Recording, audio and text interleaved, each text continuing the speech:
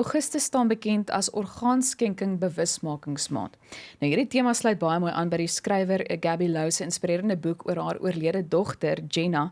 En ons gesels vanoggend oor die boek, naamlik Get Me to 21. So Gabi, welcome to the program. Thank you so much. Thanks for having me.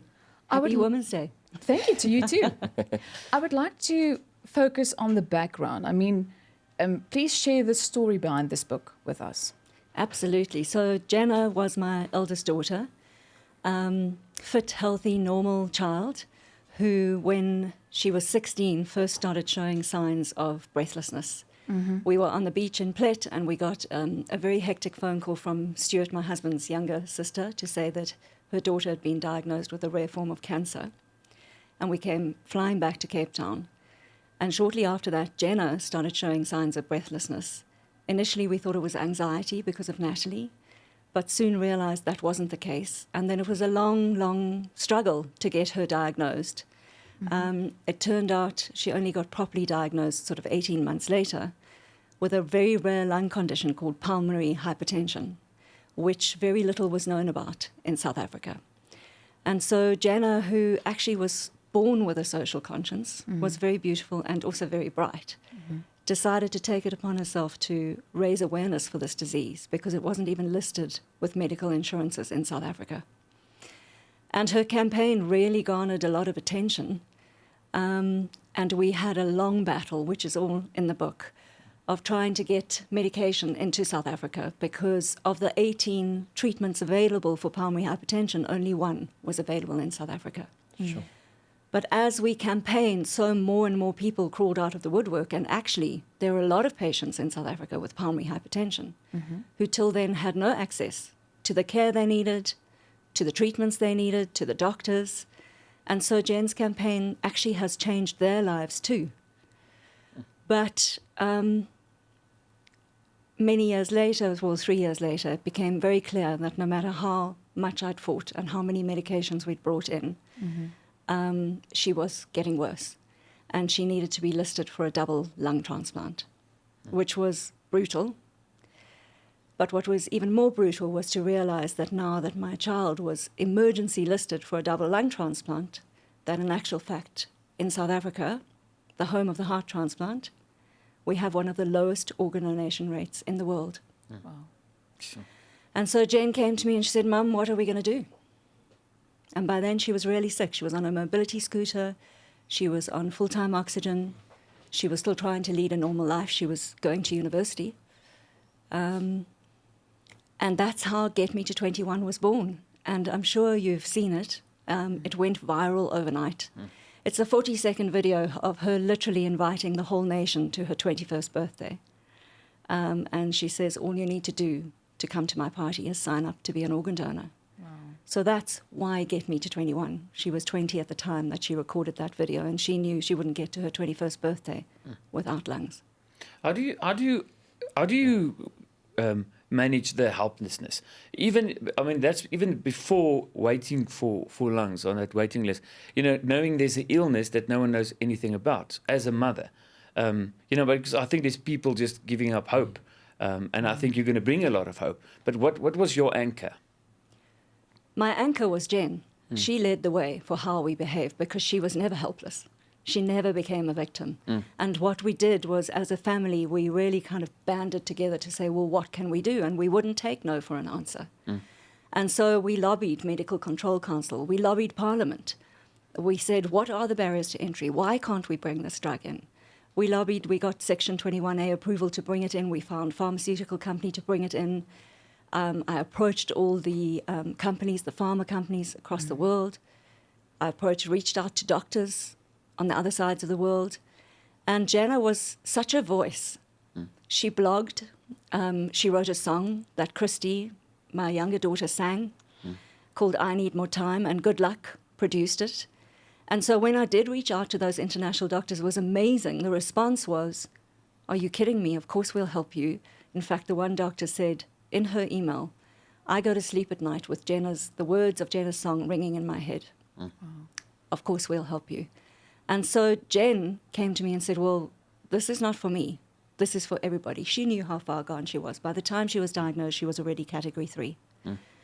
we're going to share this expertise. And so we did. So when the doctors came to South Africa, we held a symposium in Johannesburg and one in Cape Town and shared that information with all the pulmonologists and the local doctors. And we now continue that work. We've started a non-profit organisation, the Jenna Lowe Trust, and there's now a clinic at Groote for pulmonary hypertension patients. Sure. Ons gaan nou verder oor hierdie boek gesels. Ons gaan nou voort met vanoggend se gesprek oor 'n baie inspirerende boek wat geskryf is en die skrywer is Gabi Lowe wat dan nou oor haar oorlede dogter Jenna geskryf het. En die boek se naam, ek hou hom nou hier in my hande, is dan nou Get Me to 21. So thanks again for joining us this morning in studio. I would like to ask you, I mean, you lost your daughter, which is a lot to process and to deal with. So what was the most difficult challenge when you wrote this book? Wow. Reliving it was the most difficult challenge. So when I started writing the book, it was 3 years since she'd passed. And when Jenna got her transplant, she had 6 months in ICU, 187 days. I was at her side, and it was very traumatic time.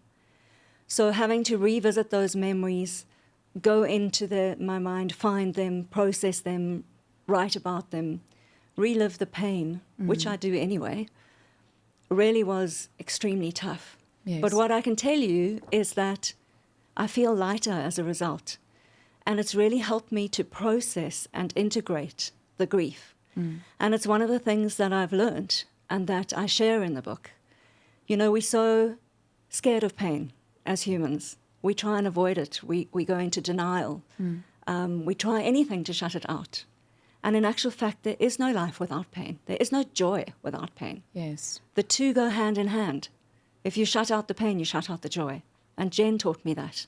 One thing she did was she lived, even with knowing that she was dying, even whilst waiting for transplant, even whilst in ICU and really, really ill. And she had hectic challenges. She was grateful and graceful, and she lived. That's amazing. She was present. I would like to focus on the hashtag Get Me to 21 campaign for a moment. Sadly, she died 4 months before reaching her milestone. So how would you describe her legacy? Well, she has touched the lives of thousands. But not only touched, she's changed the lives of thousands. So Jenna, single-handedly with her Get Me to 21 campaign, increased the organ donation rate in South Africa by 287%. This is a child who could no longer leave the house. And the point is, the reason that I'm so motivated to share her story is that we, as people, doubt the impact we can have. And if you read this story, you will never again doubt the impact you can have as an individual. One person can change many, many lives. And I feel compelled to continue her legacy, to continue her work. She was an amazing medical advocate for organ donation and pulmonary hypertension, but also for the youth, for courage, for standing up and facing adversity head on, for doing it with grace, for doing it with incredible ability to carry on living. She smiled every day. She taught me so much. There's definitely a lot of people listening and viewing this interview, sitting with children that's got problems now, even disabilities. But how do you keep the rest of the family intact? Because, I mean, I think it happens a lot. The trauma, people get, they get divorced. You've got another child. How did you manage that? That's an extremely good question, because when you're under that kind of stress, especially when you're facing a rare disease, because there's so many challenges that go with a rare disease, it's very easy for a family to split up. One of the things that we did that really, really helped us was I found an amazing woman who was a clinical psychologist, but she was also an expert in meditation. And she came to our home every second Thursday, every second week, and led us in a family meditation. And then we did what we called a listening meditation, where we would sit and listen. Each person talked about where they were at with our journey. And you didn't get to interrupt or say, oh, but why do you feel like that? Why don't you try this? You just listened. And I can promise you that every single time, each person was in a different place. Because for the sibling of someone who's really sick, it is a very different journey. For the father or the mother, it is a very different journey, and for the person who's holding the illness. So one of the most important things is to communicate, but to communicate authentically and honestly without judgment, without judgment. And that, I think, is the heart of it. And then to say, what can we do as a team? What do you bring? What do you bring? What do you bring? Because we all have different skills. And how do we use those together to really fight this? And what do we want our legacy to be? And we chose to live in the moment, to really live, even though facing death. Who should read this book and why should they read it? Everybody should read this book, because there's not a person in the world that doesn't have some adversity in their life. There isn't. We all suffer. And if we think we're not going to, we are going to be sorely disappointed. We all have suffering. And I think the book is not just about rare disease and about organ donation. In fact, it's not. It's a book about the human spirit. And it reads like a novel because it has been an outrageous journey. It really has.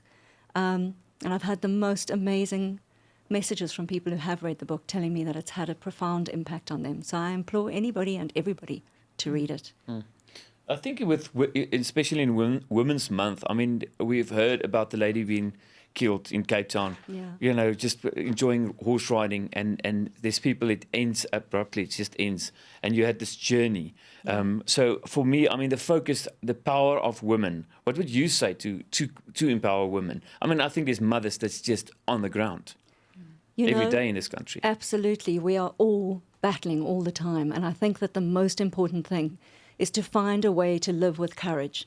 And courage is not about bravery. Courage is not about putting on a suit of armor and standing up there and being brave, because one day that'll come back to bite you. Courage is about living with an open heart. That's what courage is about.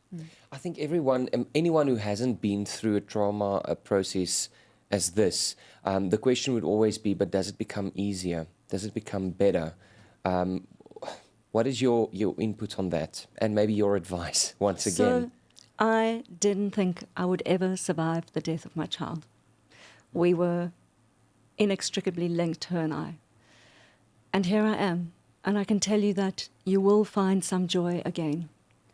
The pain doesn't go away, but there become greater gaps between the sharp, unbearable pain. And you will find joy again, but you need to do the processing, you need to do the work, you need to sit with the pain. You can't run away from it. Where can our viewers and listeners find this book? It is in exclusive books around the country, some P&A stores. Soon it'll be in Pick and Pay. And then also on the Jenna Lowe Trust website, we sell it online, www.jennalowe.org. And if you buy it online, then 10% goes to the Jenna Lowe Trust to continue the work that Jenna started.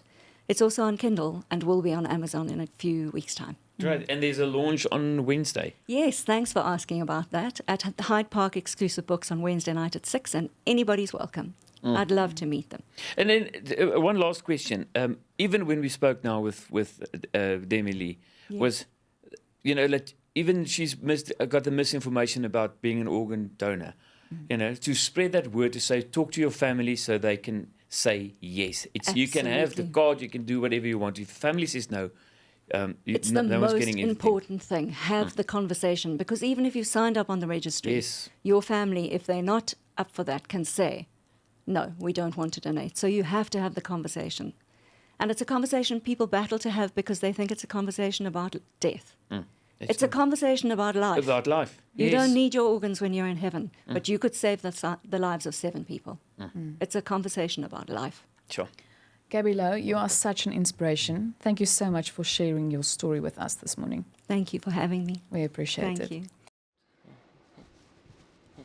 Welkom by die Groot Ontbyt se YouTube kanaal. As jy dit nog nie gedoen het nie, maak seker jy doen dit nou. Teken aan deur op die rooi subscribe knoppie te druk. Ja. En dan vir meer video's soos die, dan klik jy op die Wat is daai? Playlist, dis 'n playlist. Die playlist knoppie.